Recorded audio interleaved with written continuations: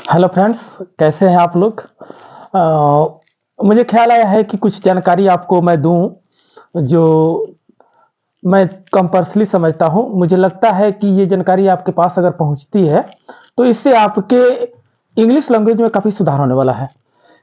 Actually हम लोग English को काफ़ी हार्ड ले लेते हैं, लगता है कि ये काफ़ी हार्ड लैंग्वेज है और हमको इंग्लिश आएगा ही नहीं।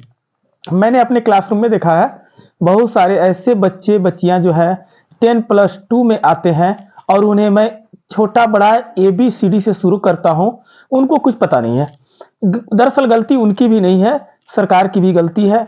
ये जो है 10th क्लास में जो है बिहार बोर्ड में इंग्लिश का कोई वैल्यूएशन होता ही नहीं है। इंग्लिश का कोई मतलब ये मायने नहीं रहता है, कंपल्सरी सब्जेक्ट नहीं है।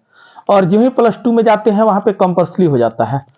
तो खैर उसके लिए अलग की बात है। मैं एक चीज बता रहा हूँ, ये जो भी बच्चे इंग्लिश बोलना चाहते हैं और इंग्लिश सीखना चाहते हैं उनके लिए ये काफ़ी लाभदायक वीडियो होने वाला है, इसलिए एंड तक बने रहें और इस वीडियो को देखते रहें। एक्चुअली हमारे मन में ना हेजिटेशन पहले से ही है, पहले से ही हम इसको हार्ड मान लेते हैं और इंग्लिश से हम भागने लगते हैं। तो भागने की जरूरत नहीं है। इंग्लिश अगर बोलना चाहते हैं, सीखना चाहते हैं तो एक छोटा सा आसान तरीका है।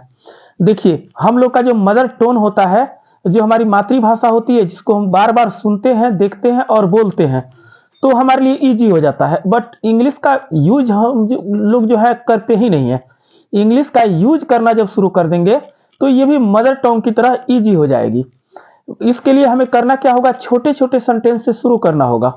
जैसे प्रतिदिन हम क्या करते हैं, इस चीज को हम लोगों को इंग्लिश में सोचना होगा। जैसे when I wake up, when I take my breakfast, I take my breakfast at, मतलब जितने टाइम में आप लिए हो, 9 o'clock या 12 o'clock, तो उस चीज को हमको बार बार रिपीटेशन करना होगा, बार बार रिपीट करना होगा। Where is my brother, where is my book, where is my copy, I am fine, I am not fine, I am feeling illness, I am hungry, I am thirsty. मैंने बहुत सारे शब्द हैं जिस जो इजी इजी वर्ड है और हम लोग जानते हैं और लेकिन हम लोग बोल नहीं पाते। जैसे मान लीजिए छोटा सा एग्जांपल लेते हैं कि पानी पीना है, हम ये कह सकते हैं कि मुझे पानी चाहिए।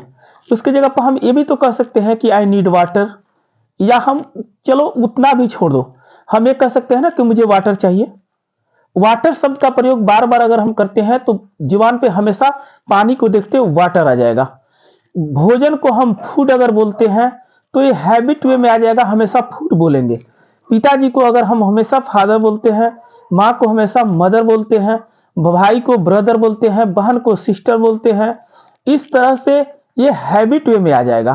तो इंग्लिश लर्निंग का एक आसान सा तरीका है कि हम जो कुछ भी बोले उसमें जितने वर्ड हम इंग्लिश का जानते हैं उसका प्रयोग करें। अगर उसका प्रयोग हम बार बार करते हैं, I am teaching, I am reading, I am running, I am going, I am playing, I am sleeping, जितना हो सके। अगर कोई आपसे बात कर रहा है, अगर कर रहा है तुम क्या कर रहे हो, तो जनरली हम यही कहते हैं ना कि हम खा रहे हैं भैया, भैया हम सो रहे हैं, या भैया हम अभी पढ़ रहे हैं। तो ये तो छोटे छोटे नॉर्मल सेंटेंस हुए ना। तो हम लोग इसको ये कहकर कि हम भैया मैं सो रहा हूं, तो इसको तो मैं कह रहा हूं ना भैया आई एम स्लीपिंग, भैया आई एम ईटिंग, भैया आई एम ड्रिंकिंग, भैया I am going, I am running, I am playing.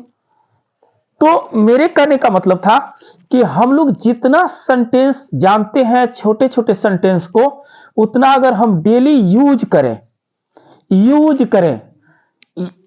User बनिए। जिस चीज का आप बार बार यूज करते हैं ना, वो माइंड में रिपीटेशन उसका होते रहता है।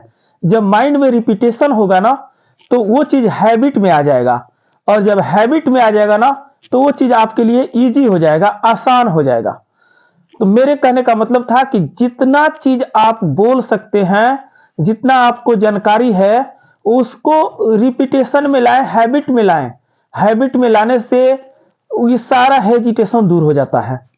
अगर हैबिट में नहीं है तो फिर हमको उस चीज को बोलने में संकोच आता है, हेजिटेशन महसूस होता है और हेजिटेट करते हैं।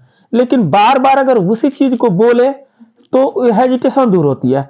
मैं तो ये भी सलाह देता हूं कि आपके घर में अगर छोटा बच्चा है ना, तो आप उस हमेशा जब बुलाएं तो कम हियर, गो देयर या सिट डाउन, जो भी उससे काम करना है छोटे छोटे सेंटेंस का प्रयोग करके उससे बात करें। अगर हम उससे छोटे छोटे सेंटेंस का प्रयोग करके बात करते हैं ना, तो बच्चा के माइंड में बार बार उसी चीज का रिपीटेशन होता है, और जब बार बार उस चीज का रिपीटेशन होगा बच्चा का, तो बच्चा उस चीज को आसानी से सीख लेगा।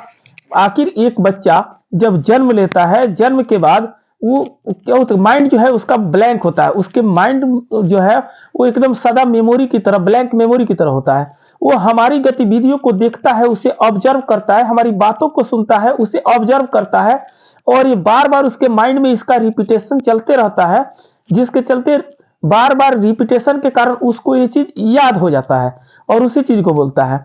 सपोज डेट कोई बच्चा अगर जन्म लिया, उससे हम भोजपुरी में बात करने लगे मदर टंग में, तो वो मदर टंग को आसानी से कैच करता है, क्योंकि वो बार बार मदर टंग को सुनता है। दूसरी चीज, वो थोड़ा सा वो क्लासरूम में जब जाता है, पढ़ने जाता है, तो हिंदी में बातचीत होती है, तो हिंदी को सुनते सुनते वो हिंदी सीख जाता है। इस तरह अगर उससे हम अंग्रेजी में बातचीत करना शुरू करें, what is your name, what is your father's name, बोलो my father's name is dash, या my name is dash Kumar, जो भी नाम है उसका, उस चीज को अगर हम उसको समझाते हैं, बार बार कहते हैं, कोशिश करते हैं, अगर उस चीज को सुनता है, तो उसके माइंड में ये चीज आएगा। इंग्लिश स्पोकन सीखने का सबसे बेस्ट और सबसे सटीक तरीका यही है। आप बहुत बड़े बड़े सेंटेंस जान गए हो, लेकिन आप बोल नहीं पाओगे, मेरा दावा है, क्योंकि तुमने इस चीज को यूजुअली नहीं लिया, उसका यूज नहीं किया, और जब यूज नहीं करोगे तो फिर वो तुम जानोगे, वो तुम्हें जानकारी उसकी रहेगी, लेकिन वो वहीं तक सीमित हो जाएगी, तुम बोल नहीं पाओगे। तुम अगर चाहते हो कि मुझे बोलना है, मैं अंग्रेजी बोलना चाहता हूं, तो उसके लिए सबसे बड़ी जरूरी है कि जितनी चीजें तुम जानते हो, जितने सेंटेंसेस तुमको आते हैं, वो अपने डेली यूज वर्क में उसका प्रयोग करो। अगर कोई दोस्त तुमको बुला रहा है, तो बोलो यस आई एम कमिंग, या बोलो I am late, I can not present there, I have not time. इस तरह से तुम जो भी कहना है वो अपने छोटे छोटे सेंटेंस के माध्यम से कहो। ऐसे जब तुम बार बार कहोगे, तो तुम्हारा दोस्त जो है ये सुनेगा, उसके ऊपर भी असर करेगा, और तुम हैबिचुएट हो जाओगे। तो हैबिचुएटेड जब हो जाओगे, यूजुअली तुम उसका यूज करते करते तुम्हारे माइंड में इसका रिपीटेशन होने लगेगा, तो अचानक से ही तुम्हारे मुंह से ये बातें निकलने लगेंगी। जब भी वो हिंदी वाला शब्द आएगा, जब भी आंसर तुमको देना होगा, तो तुम नहीं कहोगे, अचानक तुम्हारे मुंह से वो बातें निकल जाएगी। तो दोस्तों, सबसे बड़ी चीज है कि अगर हम चाहते हैं कि इंग्लिश बोलना है, तो उसके लिए आपको क्या करना होगा, कोई रटने की जरूरत नहीं है, कोई कोचिंग करने की जरूरत नहीं है। बस जितने वर्ड तुम जानते हो उतने वर्ड को तुम रिपीट मोड में रखो, रिपीट करते रहो, उसको बोलते रहो, उसका यूज करते रहो। बेस फॉर्मूला यही है कि यूजर बनो, यानी यूज करते रहो। यूज करोगे तो तुम निश्चित रूप से इंग्लिश स्पोकन कर लोगे। हालांकि इसके लिए मैंने एक शॉर्ट वीडियो और तैयार कर रखा है, बहुत सारे शॉर्ट वीडियो मैं तैयार करूंगा डेली बोले जाने वाले शब्द को लेकर, ताकि तुम लोग सुन लो आसानी से कैसे बोलना है, और उस चीज को रिपीट कर लो और बार बार उसका यूज करो। इससे तुम इंग्लिश स्पोकन पे अपना पकड़ बना सकते हो। बाकी मेरा वीडियो कैसा लगा, मेरा सुझाव कैसा लगा, कमेंट बॉक्स में जरूर बताइएगा। अगर आप मेरे चैनल पे नए हैं तो उसको सब्सक्राइब जरूर कीजिएगा। मेरा जो YouTube चैनल है वो चंदन कुमार श्रीवास्तव के नाम से है, और मेरे वीडियो को देखकर लाइक कमेंट जरूर करें, और बेल आइकन को जरूर दबाएं सब्सक्राइब करने के बाद, ताकि मेरा हर वीडियो आप तक पहुंच सके। धन्यवाद।